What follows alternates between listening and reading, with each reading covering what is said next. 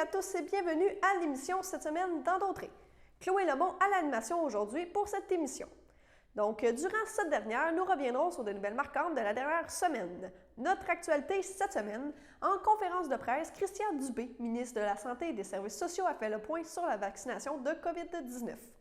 Jean-François Roberge, ministre de l'Éducation, et Isabelle Charret, ministre déléguée à l'Éducation et ministre responsable de la condition féminine, ont procédé à des précisions concernant les mesures sanitaires pour la rentrée scolaire.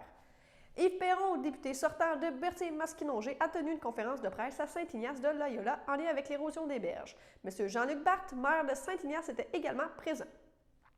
Nous nous sommes entretenus avec Véronique Venn, qui est coordonnatrice au Centre régional universitaire de Lanaudière concernant les modalités de la rentrée scolaire. Le CABA a lancé la 23e campagne de collecte de fonds qui se déroulera du 15 septembre au 15 novembre. Et le 20 août avait lieu le lancement de la saison 2021-2022 de Symphonia de Lanaudière à l'église de l'Assomption. Donc, bonne émission à vous! On est à un niveau plus bas que l'année dernière pour la même période.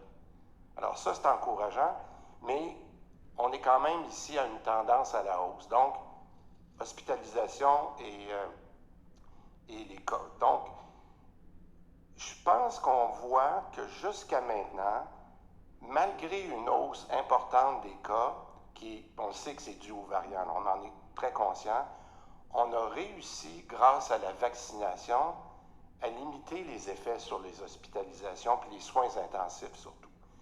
Mais, je le répète, on est au mois d'août, puis on n'a pas encore l'effet de la rentrée. Donc, d'un côté, on est encouragé, d'un côté, on est préoccupé parce que le mois de septembre, on le sait, là, c'est le mois de toutes les difficultés, incluant la rentrée, incluant maladies respiratoires. Qui dit mois de septembre, on le sait ce qui arrive.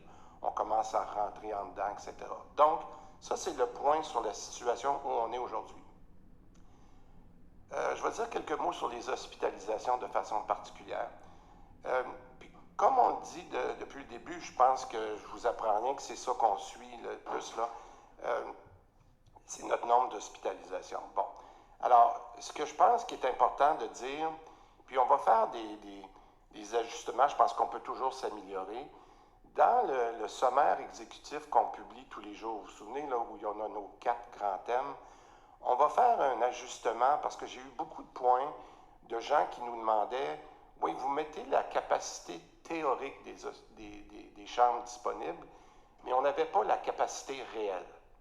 Et ça, c'est important. Donc, je vous dis, à compter d'aujourd'hui, vous allez voir, on a changé. Là, il y a peut-être des petites modifications à faire demain. Mais ce qu'on va montrer, c'est le nombre de lits qui sont disponibles, mais qu'il y a du personnel pour le faire. Parce que ce qui nous est arrivé depuis un an, oui, on a des lits disponibles qui étaient réservés à la COVID, mais bien souvent, on n'avait pas le personnel infirmier pour être là. Donc, je veux que les gens comprennent, pour qu'on soit capable vraiment de bien expliquer dans les prochaines semaines à la population la marge de manœuvre réelle qu'on a. Puis je vous donne, pour être capable de vous donner un exemple simple, c'est qu'aujourd'hui, vous avez vu, on a 102 hospitalisations. 102. Et ça, 102 hospitalisations, ça inclut et les soins intensifs et les non intensifs, donc 70, 30. Mais c'est sur une capacité réelle et non théorique, de 800 lits. Alors, la bonne nouvelle, c'est qu'aujourd'hui, fin d'août, on est à une utilisation de nos chambres disponibles de 12 %, 100 sur 800.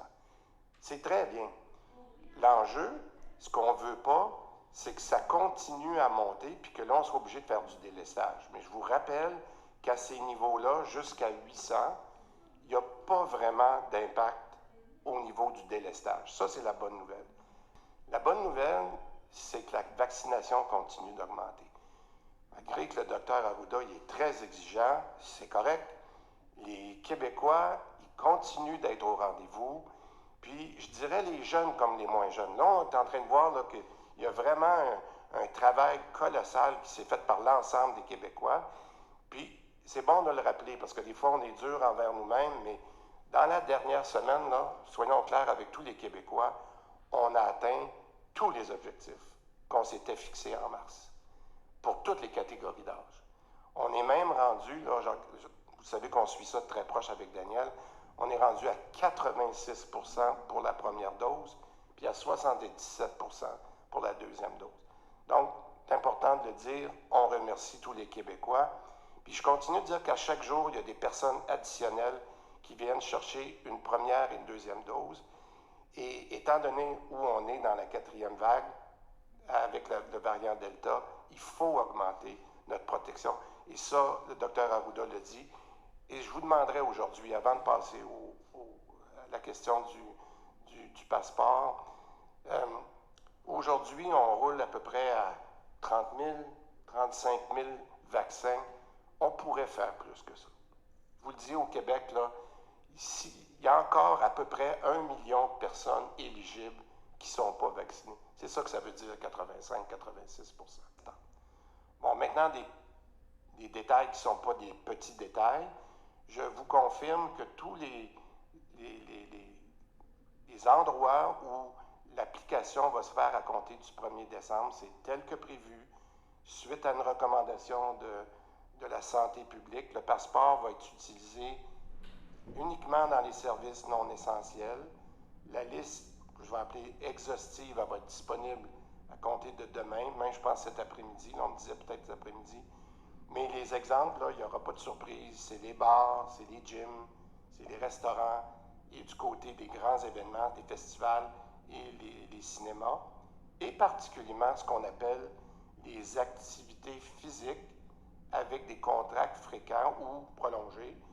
Mais les sports d'équipe sont visés, incluant le parascolaire. Je vous dis juste qu'on fait un beau test ce soir dans une partie de hockey où il va y avoir 1000 spectateurs. Donc, on continue d'avancer pour avoir le plus d'exemples pratiques qui vont être disponibles pour le premier. Je veux préciser une chose parce qu'il y a eu beaucoup de questions sur l'applicabilité des jeunes de 12 ans, à quelle date ils peuvent être vaccinés. On a réglé le problème, on a dit que le passeport va être uniquement appliqué si c'est les jeunes de 13 ans et plus.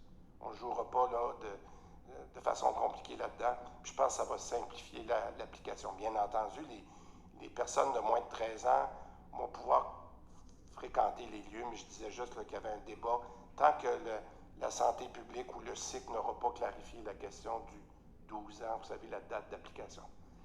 Je veux dire aussi, en terminant sur le passeport, qu'on va continuer de parler avec les différentes associations là, pour être capable de voir s'il y a des ajustements qu'on peut faire dans les prochains jours et même, je dirais, au cours des premières semaines parce que c'est beaucoup de monde qui va pouvoir appliquer. Puis je rappelle aussi que ça c'est important de le dire à tout le monde, surtout quand j'ai vu des gens là, qui essayaient d'aller voir comment on pouvait passer à travers l'application. Je rappelle deux choses, très claires. Il y a des pénalités et des sanctions pour les utilisations inappropriées. Puis je dirais aussi qu'il y a des sanctions au code criminel à des gens qui veulent altérer un document qui sert à la santé publique. Juste le rappeler pour qu'il n'y ait pas de surprise si des gens voulaient continuer à faire ça. Maintenant, dans les applications mobiles, excusez-moi, c'est un peu technique aujourd'hui, mais c'est important de donner ces clarifications-là, puis on pourra continuer avec Éric tout à l'heure. Je le répète parce qu'il y a eu beaucoup de questions, puis suite à ce qu'on a fait dans les projets pilotes, il y a deux applications. Je sais que vous avez hâte de la voir, là, mais il y a deux applications mobiles qui vont être disponibles, puis qui vont être disponibles sur téléchargement Apple, on me dit, à compter de 8 heures demain matin, c'est bien ça. Puis Google, ça va suivre là, dans les heures ou dans les jours, mais celle sur Apple est disponible à compter de demain matin. Il y a donc une application qui est disponible pour le commerçant, parce que c'est lui qui va lire le fameux code QR. Et cette application-là, là, elle s'appelle VaxiCode Vérif. Puis c'est pas très original, le Vérif, mais c'est celui qui fait la vérification du code QR. Et il va y avoir une application qui va être utilisée par plus de 5 millions de personnes, parce que j'en profite pour dire qu'il y a plus que 5 millions de personnes qui ont demandé leur code QR en ce moment. Là, ça représente 91 ou 92 % des gens qui ont été vaccinés 2 doses. C'est quand même un taux de succès incroyable. Donc, ces gens-là, à partir de 8 heures demain matin, si on téléphone Apple, peuvent aller sur l'application Apple. aller chercher leur VaxiCode en allant sur les applications Apple et quelques heures ou une journée plus tard vont pouvoir le faire avec les téléphones Android avec l'application Google. L'application a été testée, elle fonctionne très bien.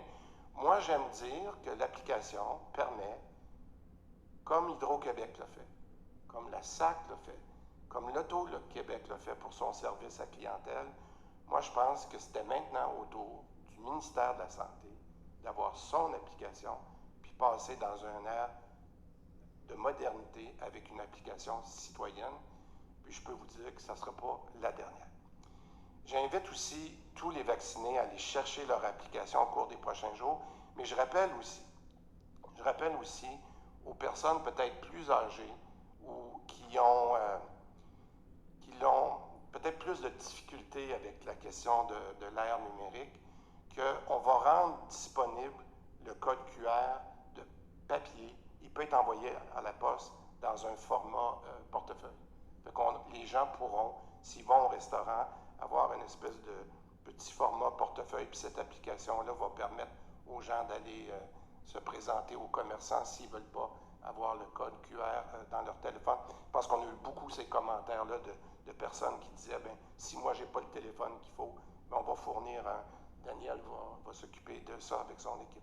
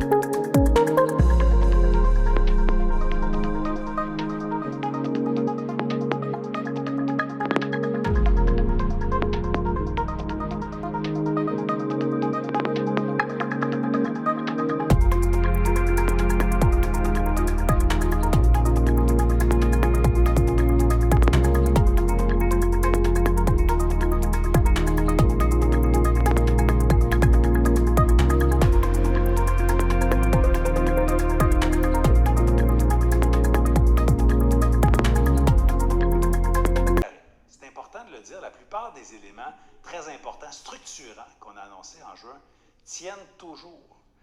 Par exemple, on avait annoncé qu'il n'allait pas avoir de bulle classe, ce qui est très important pour nos jeunes et pour l'organisation scolaire pour planifier l'embauche des enseignants, pour faire les horaires des élèves, et s'annonce en juin.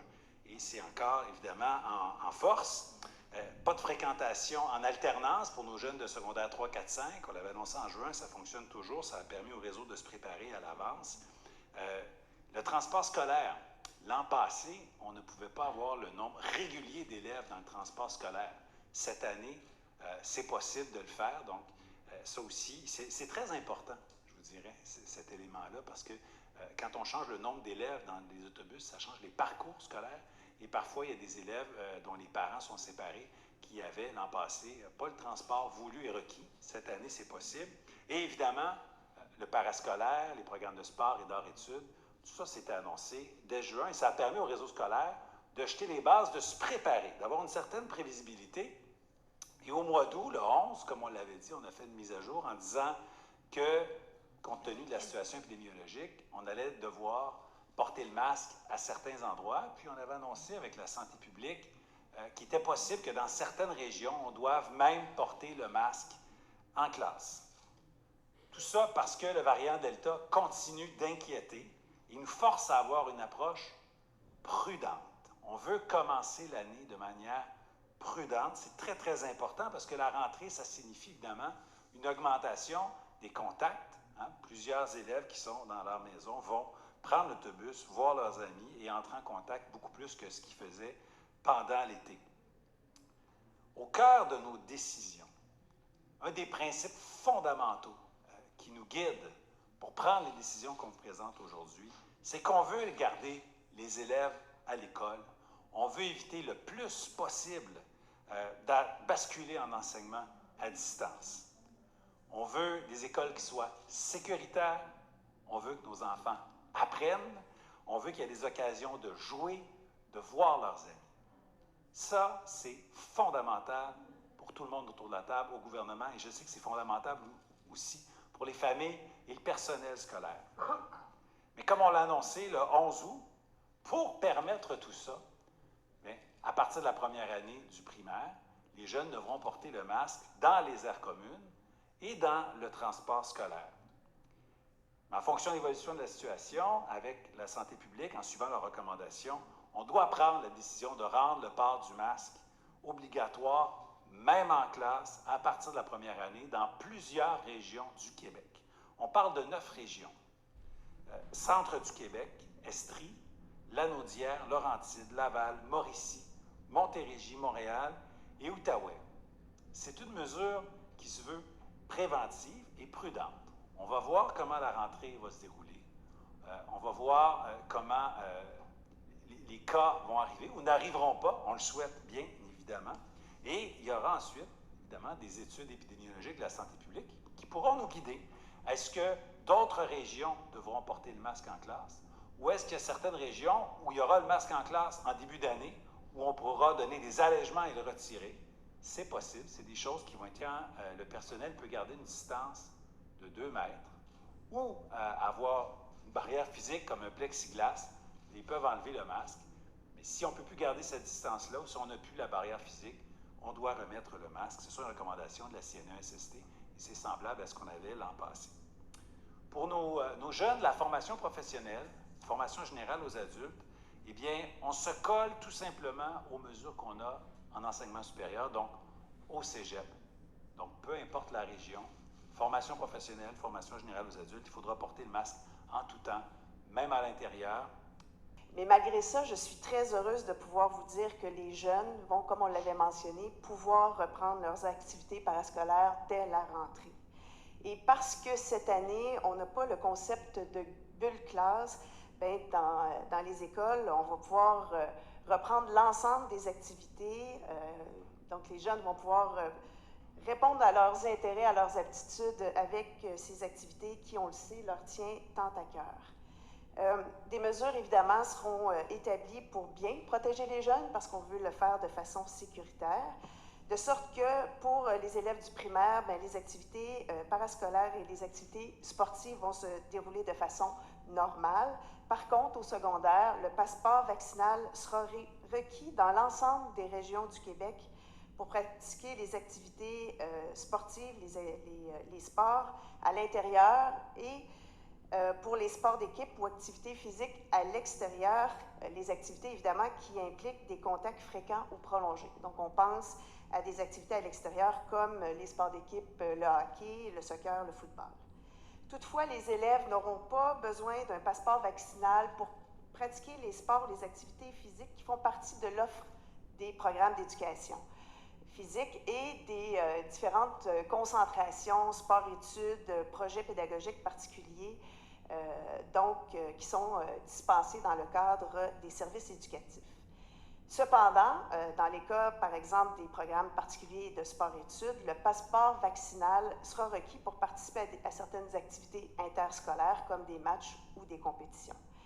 Toutefois, et Jean-François en a glissé un mot, puis le Dr Arruda pourra préciser, mais dans les cas où il y aura des régions où il y aurait des éclosions, il y aura des modalités, là, il y aura peut-être lieu de retirer les élèves de certaines activités. Écoutez, on vous parle aujourd'hui d'un dossier qui traîne depuis de nombreuses années, qu'on a eu au cours des 20 derniers mois, à peine le temps de commencer à travailler de façon constructive. J'ai été interpellé, entre autres, dans le dernier mandat, dans les derniers 20 mois, par plusieurs citoyens, plusieurs endroits, plusieurs municipalités aussi. Aujourd'hui, je suis enthousiaste avec M. Barthes. Merci, M. Barthes, d'être ici. D'ailleurs, je vais vous donner la parole dans quelques minutes. Je pourrais être averti sur le bord du mur de soutènement. Je pourrais être averti. Je pourrais être à Masquinongé. Je pourrais être dans plusieurs municipalités. C'est une problématique qui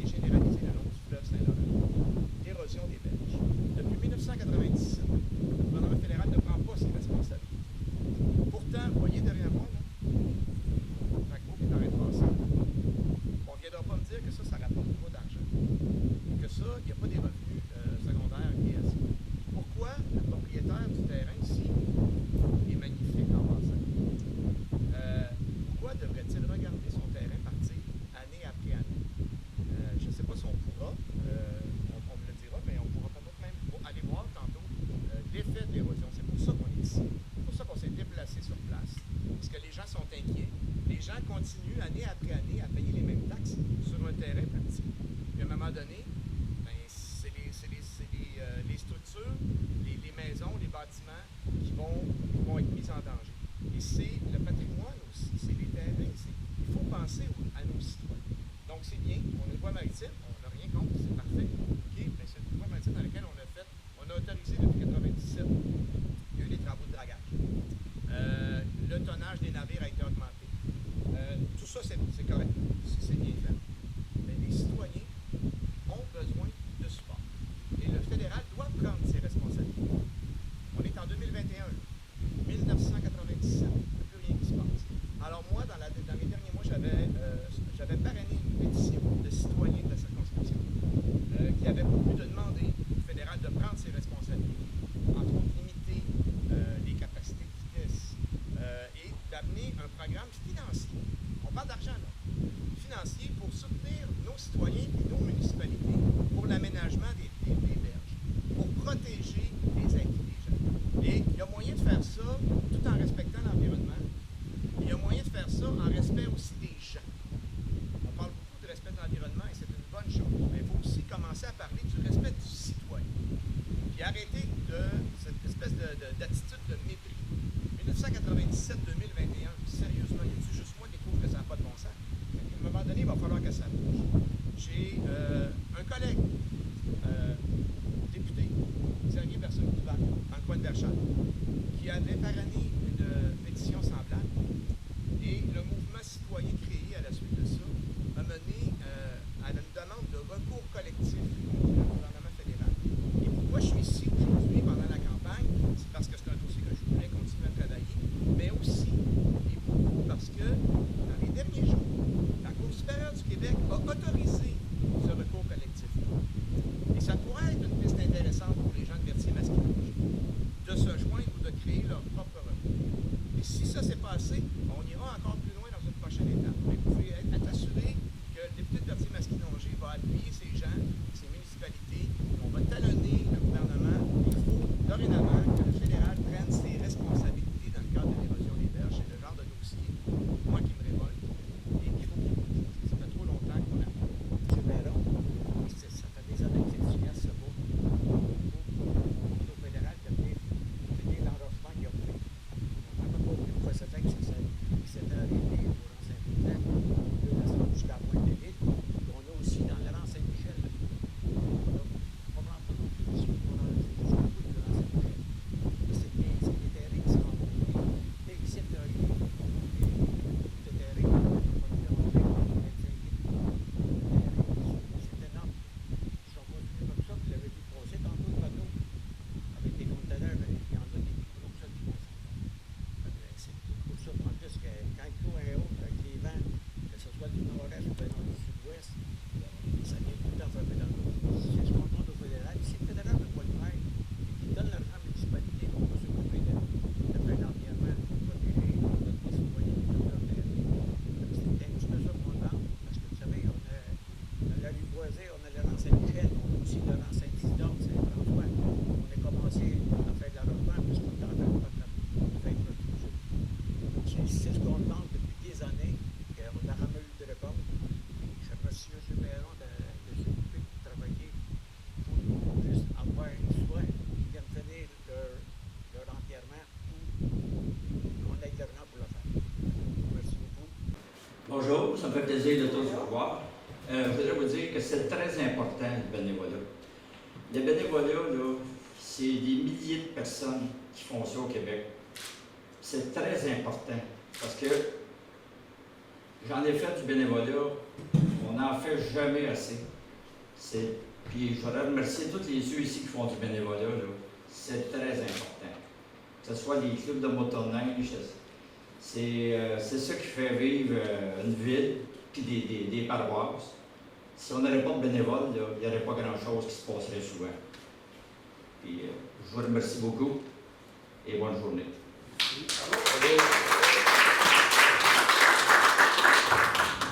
Merci, M. Soulière. On appelle les gens nos partenaires, mais ils sont bénévoles parce qu'ils offrent tellement de temps pour nous aider pour la collecte de fonds, donc on pourrait quasiment dire partenaires bénévoles. J'ai M. Yves Perron, député de Berthier-Masquinongé, qui a un petit mot aussi pour nous. Là, il faut que je la rencontre. Hein? Ah oui? C'est pas très écologique, là, j'en conviens, on essaie de faire notre possible. Bonjour tout le monde. Très heureux de vous rencontrer encore une fois.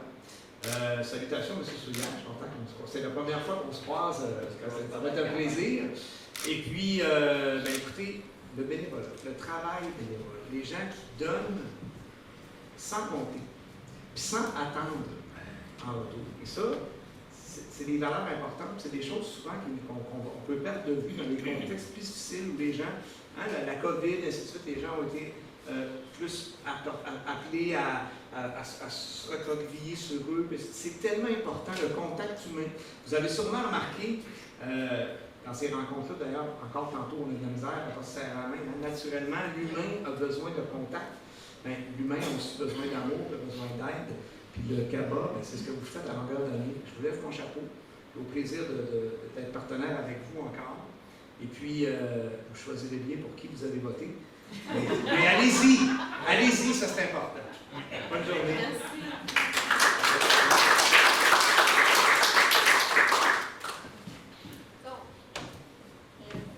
Alors, sans plus tarder, j'inviterai M. Paul Boudreau, qui est le vice-président du conseil d'administration du CABA, à venir prendre la parole.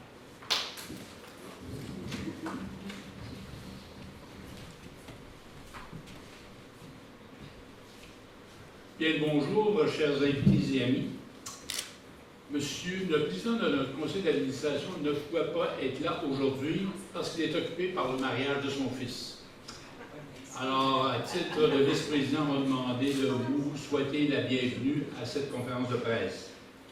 C'est un grand honneur pour moi de me retrouver autour de gens généreux et dévoués pour faire le coup d'envoi de notre 23e collecte de fonds pour le Centre d'action bénévole d'Autrey.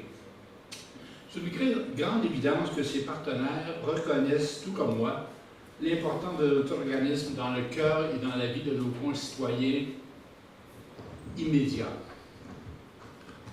Comme le CABA est essentiel pour la population de Dautrey, on n'est pas resté les bras croisés devant la crise de la COVID. Les services en soutien à domicile ont redoublé d'ardeur depuis les 17 derniers mois. C'est ainsi que dans la période 2020 à 2021, notre équipe, nos bénévoles, ont réalisé plus de 41 000 interventions personnes, la plupart de ces actions-là étant menées par la popote roulante, qui, c'est le cas de dire, a mis les bouchées doubles en cas de confinement. Maintenant, le retour à la vie normale se pointe à l'horizon et le CABA a besoin de tous les appuis possibles pour faire la relance de toutes ses activités. Tout ça dans le respect des mesures sanitaires va sans dire.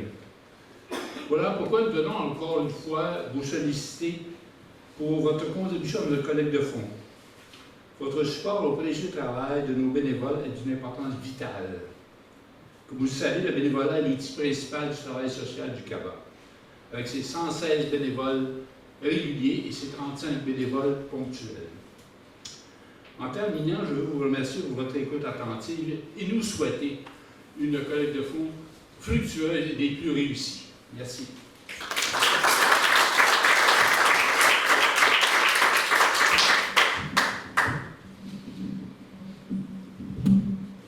Merci, M. Boudreau. J'accueille maintenant M. Éric Fortier, qui est le directeur général de la Caisse des Jardins de Dautrey.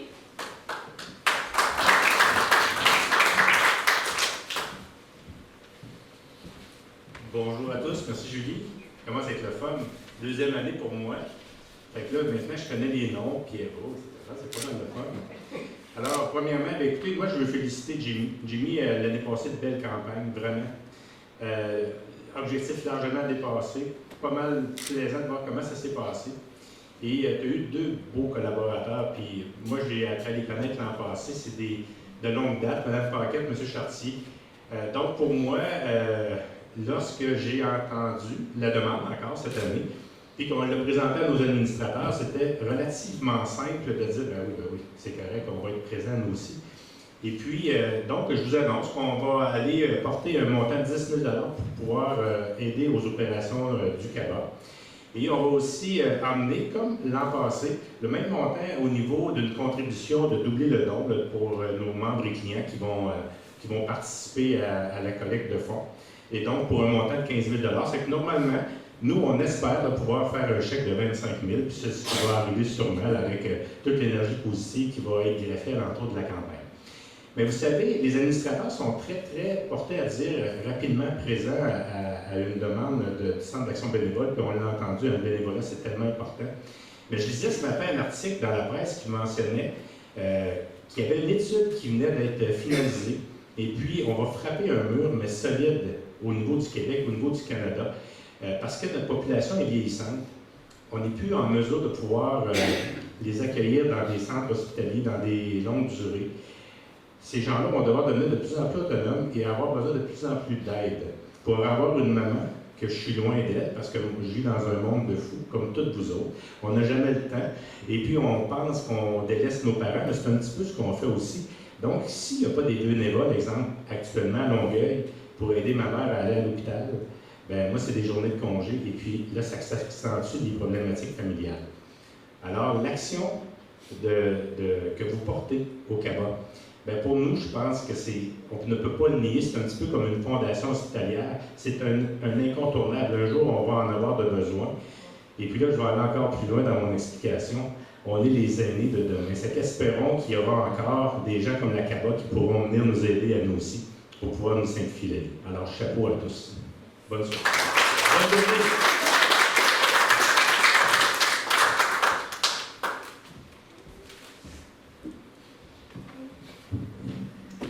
Merci beaucoup, M. Fortier. Vous avez tellement raison, c'est certain. Puis quand on regarde ça, on est tellement fiers de voir que les gens l'apprécient, qu'ils en ont besoin. On parle aux bénévoles, on voit l'impact que ça a sur la population. Vous avez complètement raison. Donc, on espère être là encore très longtemps.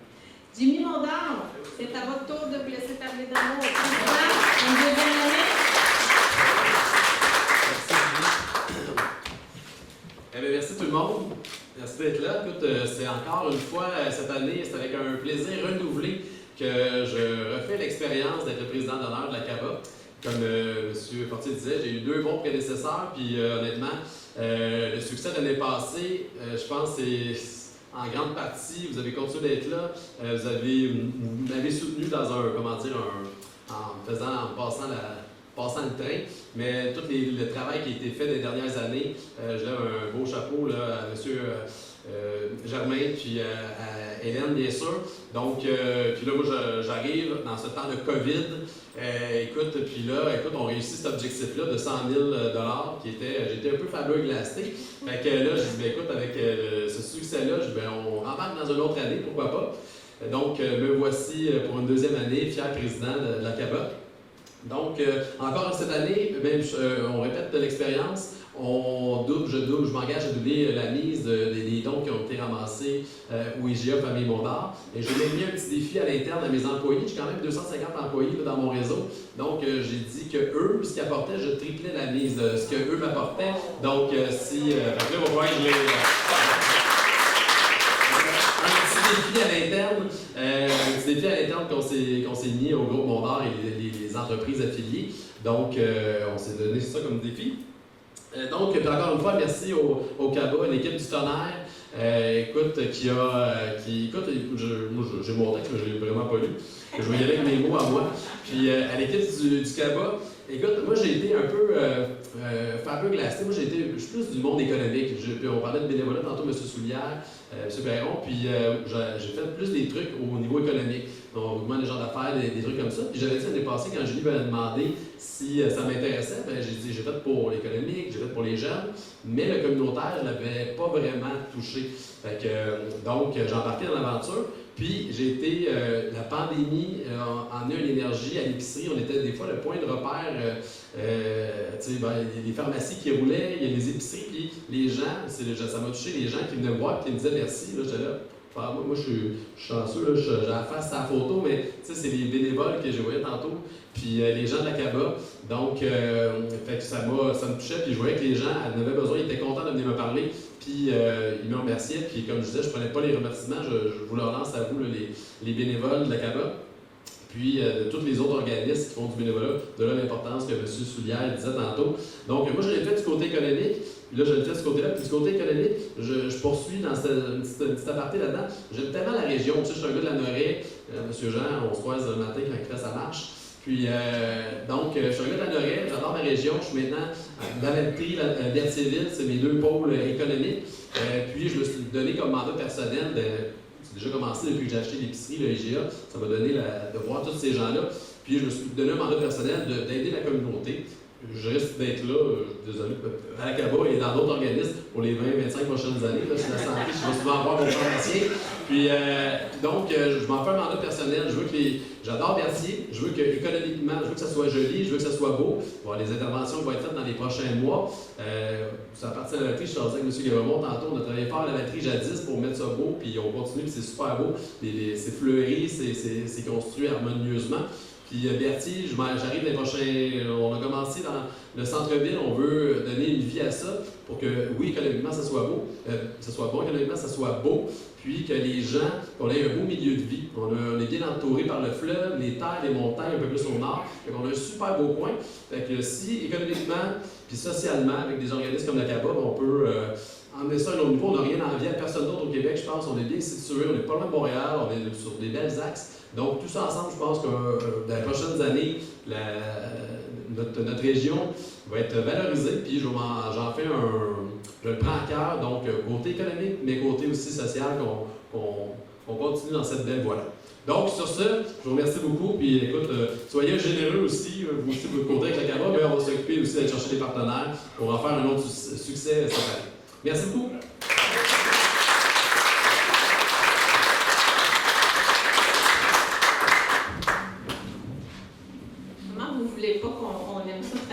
Gens-là qui sont tellement dynamiques, c'est tellement intéressant, c'est tellement stimulant pour nous autres. Donc, j'inviterai maintenant Germain Chartier et Hélène Paquet, nos ambassadeurs qui sont là depuis tant d'années. Ça fait quoi, 8 ans? Ils sont avec nous, qui s'impliquent encore.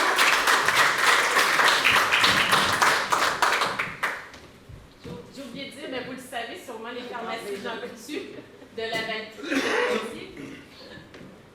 Juste pour pas tomber. Vas-y. Désolée, moi j'ai besoin de mon texte. Le chapeau, je m'en Je vais prendre des couleurs. À cheval. Alors bonjour à tous. Quelle joie encore de se retrouver cette année pour une autre campagne. Ça fait maintenant déjà plusieurs années que Germain et moi on planifie nos vacances d'été pour être frais, dispo pour notre rendez-vous annuel avec la générosité pendant la collecte de fonds du CABA. On est quand même privilégié d'être aux premières loges, constater l'ampleur des bienfaits que le CABA puis que vos dons permettent de réaliser. Entre autres, la popote roulante, l'accompagnement de transport, les services d'impôt, les activités de prévention, les conférences, les loisirs, les sorties, et j'en passe parce qu'il y a beaucoup de travail qui est fait par le CABA. C'est probablement le meilleur investissement aussi que tous ceux qui donneront vont pouvoir, pour aider la communauté, que ce sera le meilleur investissement qu'ils feront. Alors j'espère que cette année, vous serez encore au rendez-vous. Le serez-vous? Je l'espère et je suis convaincue que vous le serez.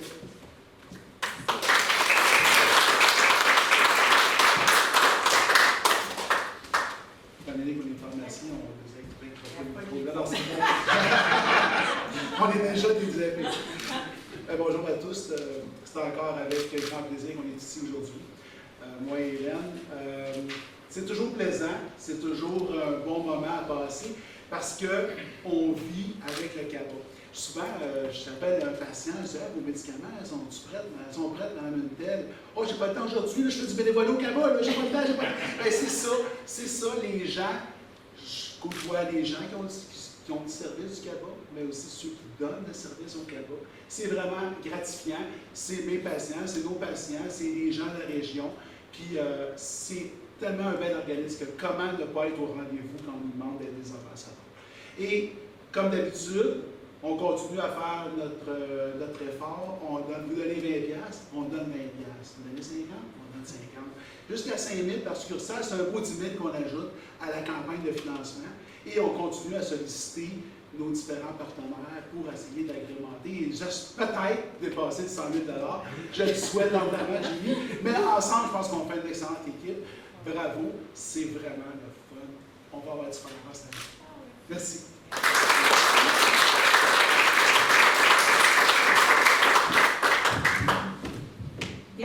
Merci tellement. Oui, c'est vrai, on a du fun. Pour ça que j'aime tant mon travail aussi. C'est tellement agréable, on côtoie du bon monde, on a des bons bénévoles, des bons employés, on adore ça. On termine avec M. Pierrot Lapierre, qui est le directeur du Centre d'action de l'évolution.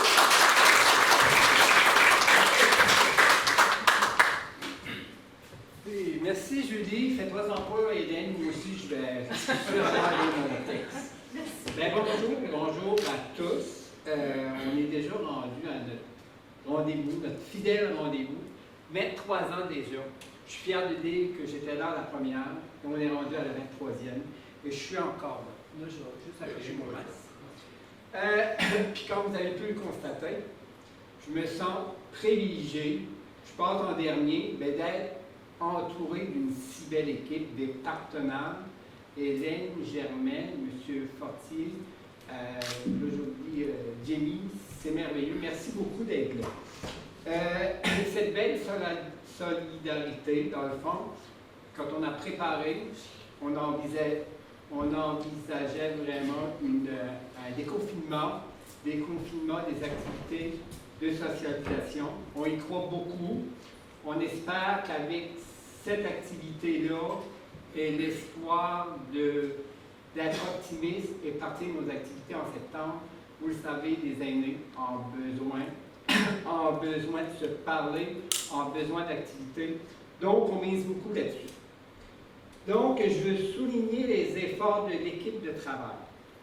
Julie qui s'y donne beaucoup, Christian, toute l'équipe ici, des bénévoles qui mettent en place cette collecte de fonds 2021.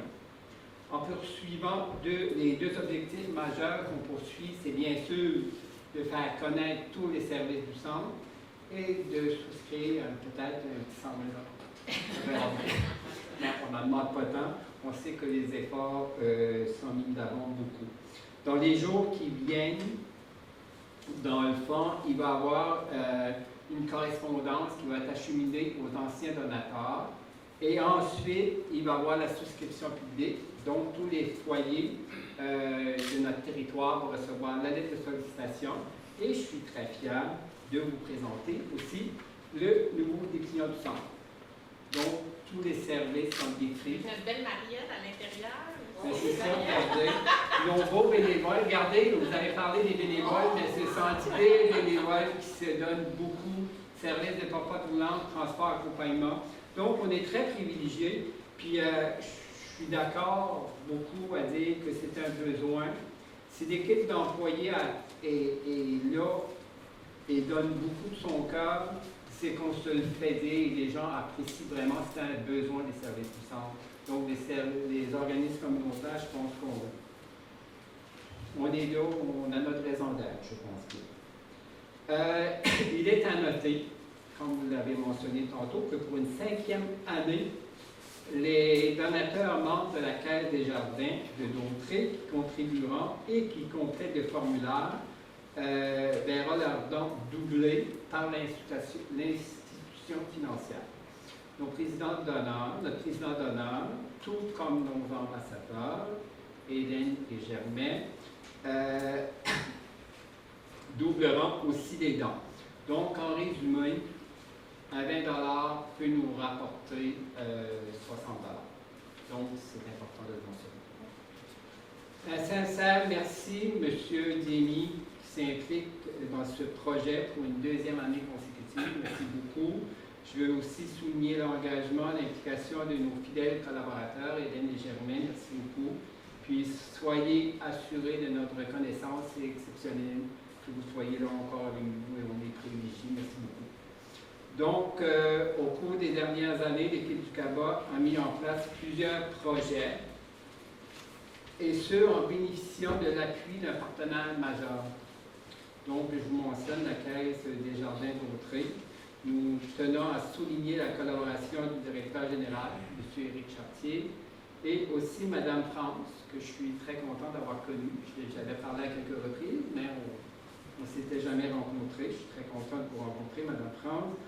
En plus d'être un soutien financier majeur, la Caisse joue un rôle pilier pour le développement social de notre région, en nous accompagnant dans tous nos projets. Donc, merci, encore une fois, merci.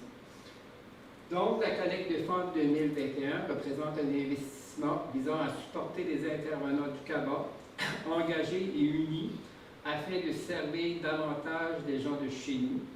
Les services en soutien à domicile sont nécessaires au bien-être de certains aînés et de personnes à perte d'autonomie, mais des activités de prévention, socialisation, sont aussi très importantes pour la santé physique et psychologique.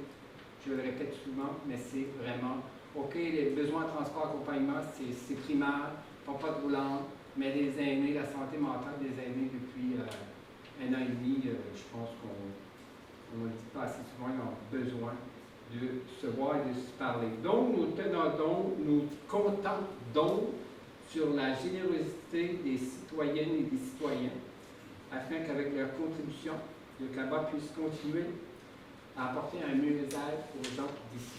Donc, merci beaucoup. Oui, merci. Donc, on est ici pour parler de la rentrée universitaire. Donc, comment ça va se passer pour les centres dans la Nadière? En fait, les centres universitaires de la Nadière font leur rentrée dès la semaine prochaine. Cette semaine, c'est les cégeps, comme on le sait déjà. La semaine prochaine, donc, 7 septembre, c'est la rentrée pour le campus de l'UQAM, qui est, je dirais, un peu le seul qui va se faire en présentiel, supposément, donc c'est toute réserve toujours. Donc, l'UQAM, donc à Terrebonne, les cours vont se donner en présentiel dès cette session-ci, le 7 septembre. Sinon, tout ce qui a trait aux formations offertes par programme offert par l'UQTR, sciences infirmières à Joliette, on est en format hybride. Donc, on a désiré, selon le département, on a désiré rester en sous-forme à distance pour ne pas prendre de chance si jamais il y avait un changement qui arrivait. Donc, ça, c'est à distance. Donc, l'UQTR, le campus de l'Assomption, malheureusement, ça, c'est pour des raisons parce qu'ils sont en train de refaire le bâtiment. Donc, les étudiants, les cohortes sont pleines. Ces baccalauréats-là sont deux baccalauréats complets. Les étudiantes vont débuter à distance pour cette session. Mais dès l'hiver, on va pouvoir réintégrer le nouveau bâtiment, on l'espère.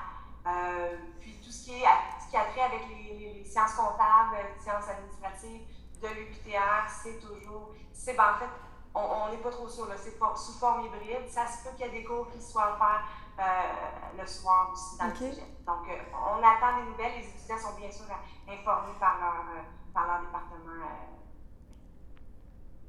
Exact. Leur département de lequel ils étudient. Exact. Je pense que les étudiants sont prêts à rentrer, peu importe les conditions. Donc, on le port du masque ou non, on va le savoir plus tard. Mais on attend bien hâte de rentrer en présentiel. Ben oui, en fait, j'ai une rentrée à vous proposer pour les personnes, les adultes, les professionnels en emploi ou toute personne qui désire se perfectionner. On a une offre de programme, des programmes d'une journée de formation qui sont offerts par des formations qui sont offertes par nos universités partenaires répondantes. C'est André Tousignan, notre conseillère en service aux entreprises, qui nous a monté un gros programme. C'est 6 formations offertes, c'est 6 formations d'une durée en présentiel qui vont avoir lieu dans certains endroits dans la Nadière. Certains endroits ont été ciblés, donc il y en a à Lavaltrie, Repentigny, Joliette.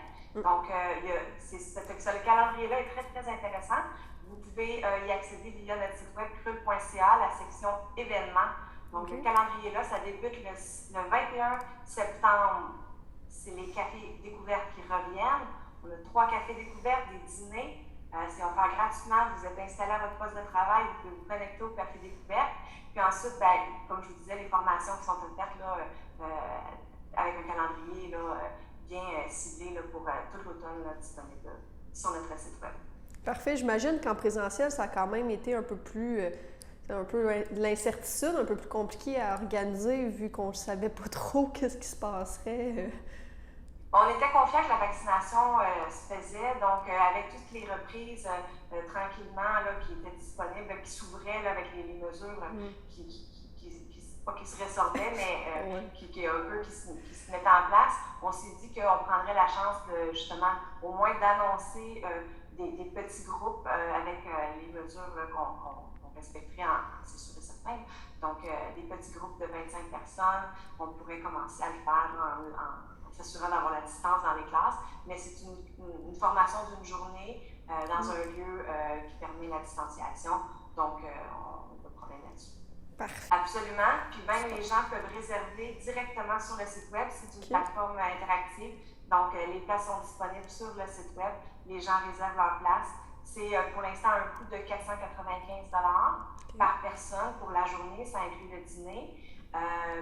Éventuellement, comme la majorité des gens en entreprise le savent, il y a des taxes qu'on va devoir ajouter. On n'a pas encore atteint notre seuil là, pour être admis aux taxes. Donc, 495 $ par personne pour l'instant pour la formation d'une journée. Je me présente André Cuisinat, vice-présidente de la Symphonia de la Nodière. C'est avec une grande fierté que je remplace notre président pour vous partager les beaux changements et les belles nouvelles que nous avons à vous apprendre ce soir. J'ai découvert la Symphonia depuis 5 ans. C'est devenu une tradition familiale pour nous de participer aux différents concerts et d'encourager la Symphonia dans leurs différentes tournées. Dans la dernière année et demie, le secteur du spectacle a été très touché par la pandémie. Et comme le mentionnait Robert Marnier lors du concert de dimanche dernier, la musique est un besoin essentiel pour beaucoup d'entre nous. Et ça nous a manqué dans les derniers mois. Avant de céder la parole à notre chef et notre directeur général Stéphane Laforêt, je vais prendre quelques minutes pour vous partager certaines nouvelles et certains changements. Vous pouvez également suivre dans le document qui vous a été remis au départ. La première nouvelle qu'on avait vu de vous partager ce soir, c'est le nouveau partenariat entre pas le nouveau, mais le partenariat avec la Symphonia de la Nodière et le Collège d'Assomption. C'est une relation qui dure depuis plus de 25 ans. Depuis septembre 2020, le Collège d'Assomption a permis d'avoir des nouveaux locaux et de permettre justement d'avoir un endroit pour que les musiciens puissent pratiquer. Donc le Collège devient un partenaire majeur de la Symphonia de la Nodière. Dans l'évolution d'un orchestre, je vous dirais que dans l'idéal, c'est qu'un jour la Symphonia ait sa propre salle de spectacle, un peu comme le OSM avec la Maison symphonique. Mais entre-temps, on a eu une petite idée de demander à l'Église ici, à la Fabrique, si on ne pouvait pas s'installer ici pour les concerts classiques. Donc, on était au Théâtre Hector Charland en résidence depuis plusieurs années et on a pensé peut-être continuer ce partenariat-là avec Hector Charland pour les concerts pop, mais on voulait une salle de résidence pour l'orchestre, une résidence artistique, où la sonorité favorise la musique classique. Donc, on le sait, et je ne dis pas ça d'une façon négative, mais les salles de diffuseurs au Québec, c'est des salles extraordinaires, mais sont faites pour un genre de spectacle. C'est-à-dire quand on doit mettre un micro, de musique rock, et souvent, malheureusement, ces acoustiques-là ne sont pas parfaitement adéquates pour la musique classique. Et on comprend qu'à 5 ou 6 concerts par année, ces salles-là ne peuvent pas se faire une acoustique pour les concerts classiques. Ils doivent avoir une acoustique qui répond à la majorité de leurs spectacles. Ceci dit, quand j'ai contacté M. le maire ici, je trouvais que, en fait, j'ai fait le tour de la Nodière pour trouver une église adéquate.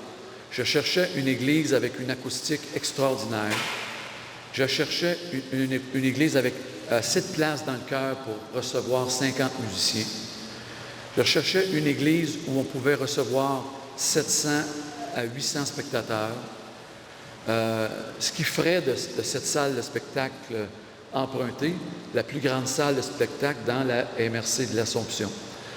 Donc, j'ai trouvé l'église de l'Assomption qui était dans notre cour. J'ai parlé au curé, puis j'ai dit, écoutez, est-ce que vous voudriez qu'on s'installe chez vous?